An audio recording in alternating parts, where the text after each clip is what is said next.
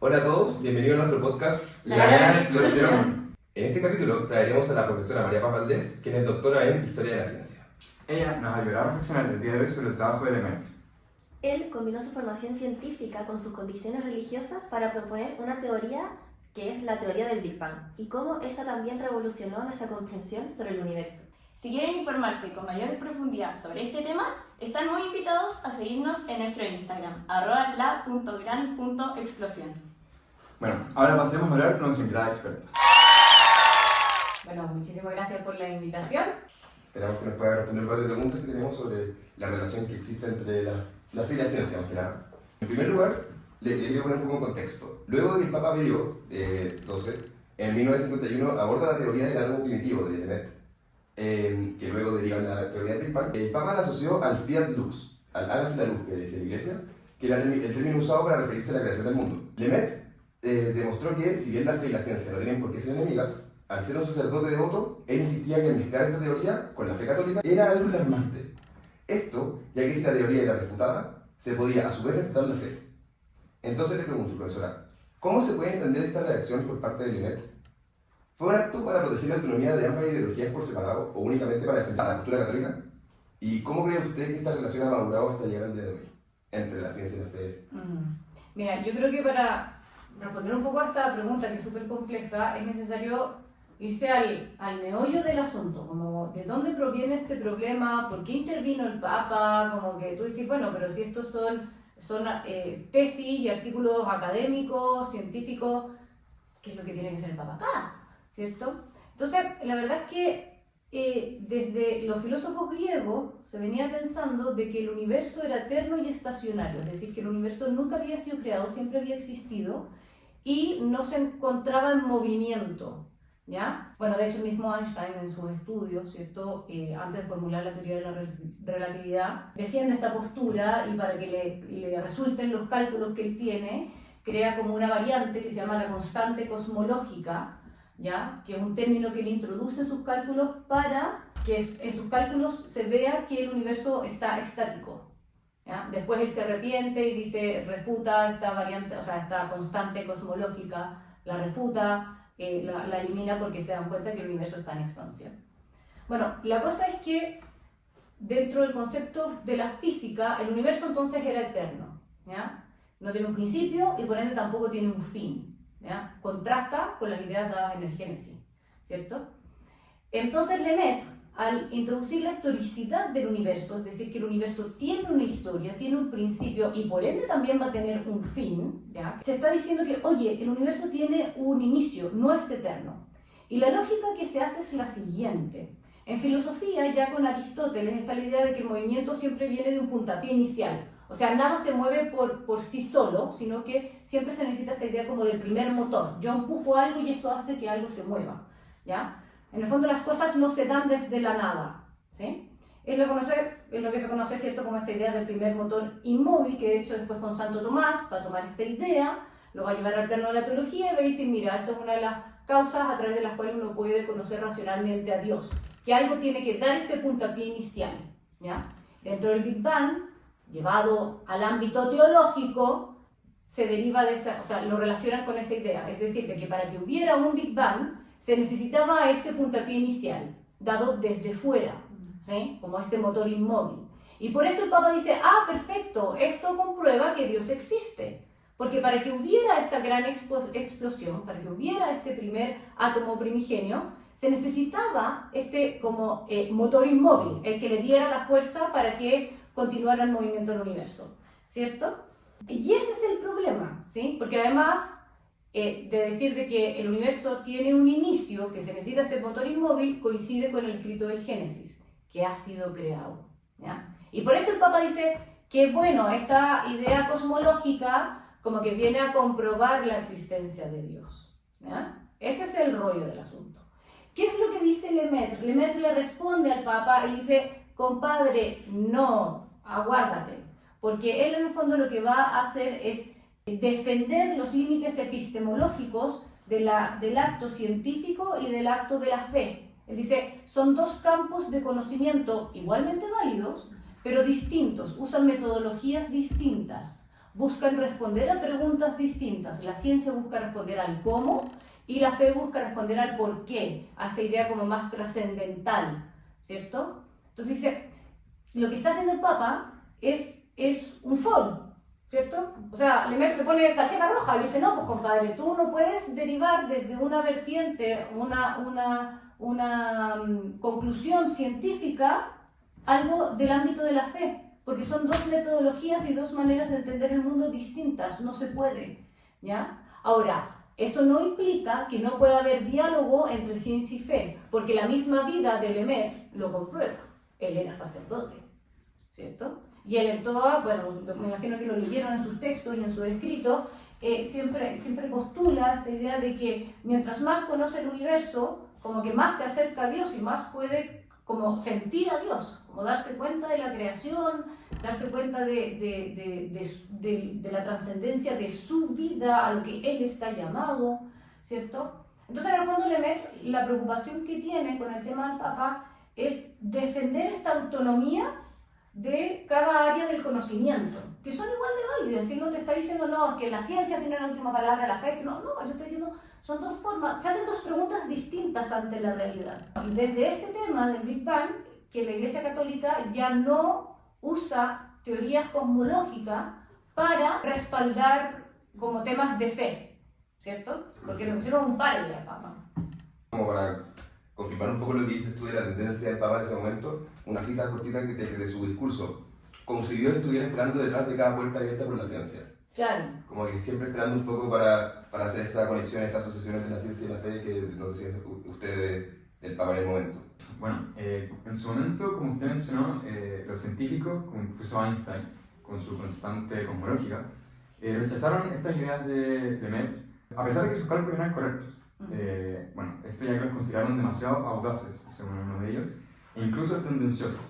Su teoría del átomo primitivo fue vista con mucha desconfianza en ese momento, y bueno, por esta audacia científica que le fue calificada, como también por venir de un sacerdote, en donde se podía ver esta mezcla como entre ciencia y fe. Nos enseña esa resistencia sobre cómo se aceptan las nuevas teorías científicas y hasta qué punto influyen el prejuicio, la autoridad o incluso los contextos ideológicos en la historia del conocimiento.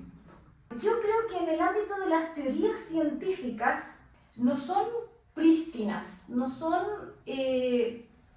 las teorías científicas siempre son hechas por personas.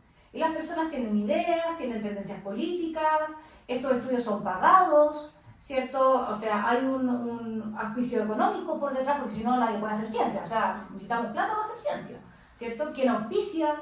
Entonces, en ese sentido, las teorías, y no solamente del ámbito de la física, que es un poco lo que le pasó a Lemaitre, sino que en el ámbito de la medicina también, ¿cierto? Estoy pensando como en el tema de las vacunas, ¿ya? Las vacunas COVID, que salió todo el revuelo de cómo que las hicieron, quién las pagó, cómo fue el método que las aplicaron. Y en el fondo, ante las nuevas ideas científicas, siempre va a haber una primera parte de resistencia, porque implica cambiar el pensamiento que tú tenías antes, ¿ya? O sea, lo que postula Lemaitre, que también se una con las ideas de Hubble, porque Lemaitre se vale de las ideas de Hubble para poder desarrollar su teoría. En el fondo él comprueba las tesis de Hubble, implicaba cambiar radicalmente la idea de universo que tenían en la época, ¿ya? O sea, les movió, fue un terremoto el asunto, les movió el piso. Esto es lo que yo les decía como del universo estacionario, del universo que no se movía. Oye, el universo tiene historia, un principio y un fin, ¿ya? Y que después en el 66 se volvió a comprobar, ¿cierto? Con estos ecos del universo, ¿ya? Pero yo sí creo que en el tema como de las teorías científicas siempre va a haber como una reticencia a la primera de aceptarla, ¿ya? Y siempre va a haber una pregunta de quién financió el estudio, quién hizo el estudio, quiénes fueron los científicos que hicieron el estudio, ¿cierto? Entonces, en ese sentido, yo no creo que haya sido algo exclusivo de lo que le pasó a Lemaitre, que está bien, sí, era sacerdote y que también eso generaba un poco de roce en la época, a pesar de que en el siglo XX tenemos a grandes sacerdotes científicos, pero pienso que en la actualidad también sigue pasando. O sea, teorías científicas que han sido postuladas, se ponen en tela de juicio, no por lo que dice tanto la teoría, sino que por quién pagó el estudio, quiénes fueron los que lo desarrollaron, ¿cierto? Más que tanto como la metodología aplicada, que eso sí se puede entrar a discutir y eso sí es súper válido, una discusión intelectual súper válida. ¿Ah? Bueno, siendo que esta pregunta igual pasa mucho como con las vacunas del COVID, con China, por ejemplo, que muchos dudaban Del origen de la del vacuna, origen. ¿cierto? ¿Viste? Va por ahí. Claro, y va lo mismo de lo que decíamos de que esta teoría a lo mejor era un poco... Había desconfianza con esta teoría porque era de venir un sacerdote o porque no estaba, eran muy audaz para la época. También se puede relacionar con eso. Igual está bien desconfiar de las teorías. Si al final empezamos a creer todo lo que se nos pone al frente más en esta era tecnológica, no sé, siento que no... No, es un paso lógico, Claro. obvio. O sea, yo creo, opino lo mismo que tú, en el fondo que si se van dando nuevas, y lo mismo, papers académicos, investigaciones, o sea, hay que ponerlas en tela de juicio. Eso enriquece la discusión. Sí, a ver, poner en tela de juicio no significa botar la teoría de la basura y decir, no, es que esto está pésimo. No, decir, oye, ¿qué es lo que tú me estás diciendo? ¿Cuáles son las implicaciones de lo que tú me estás diciendo? ¿Cierto? ¿Qué metodología ocupaste? ¿Es válida esa metodología o no? ¿Sí? O sea, es una discusión intelectual súper enriquecedora que se tiene que dar en el mundo académico y científico, sí o sí. Ya, y por último, como ya habíamos dicho, el Big Bang no solo cambió la cosmología, sino también la manera en que la humanidad se entiende a sí misma, porque pasamos de pensar en un universo eterno a uno que tiene un comienzo, que tiene una historia y que sigue en expansión. ¿Qué impacto tuvo esa nueva visión del cosmos en la cultura y en la forma en que la sociedad del siglo XX comprendió su lugar en el universo? A ver, yo creo que, bueno, en primer lugar, entender que el universo está en constante expansión. Pienso que esta pregunta más que nada es como muy como personal, ¿cierto? O sea, en el fondo darte cuenta de que esto sigue creciendo, te pone también en un lugar muy minúsculo del universo. ¿Cachai? O sea, creo que nos da a nosotros como una percepción de que somos la pulga de la punta de la cola del caballo. O sea, esta cuestión es enorme y sigue creciendo, ¿cierto? Si en el fondo, por lo menos para mí, da una nueva percepción de lo que es mi vida, de quién soy yo, ¿cierto? Como que te sitúa en el plano de que uno no es tan importante tampoco, ¿cierto? O sea, que uno no vale tanto, o sea, uno no es tan bacán, ¿cierto? Entonces, en ese sentido, como comprender su lugar en el universo, yo creo que es una opinión particular de cada uno, porque puede ser que para algunos este asunto sí te haya demostrado de que el ser humano es el punto de referencia, y sigue abordando su conocimiento y sigue ahondando, pero también, y por eso insisto que uno como que tampoco es tan influyente, porque todos estos temas y todas estas investigaciones en cualquier minuto pueden caer, así como cayó la idea de que el universo era estático y ahora nos dimos cuenta que el universo se mueve, ¿cierto? Está en movimiento y en expansión. También nuestras ideas se pueden caer con una nueva teoría científica. Entonces, en el fondo también siento que es como una lección de humildad, a eso voy.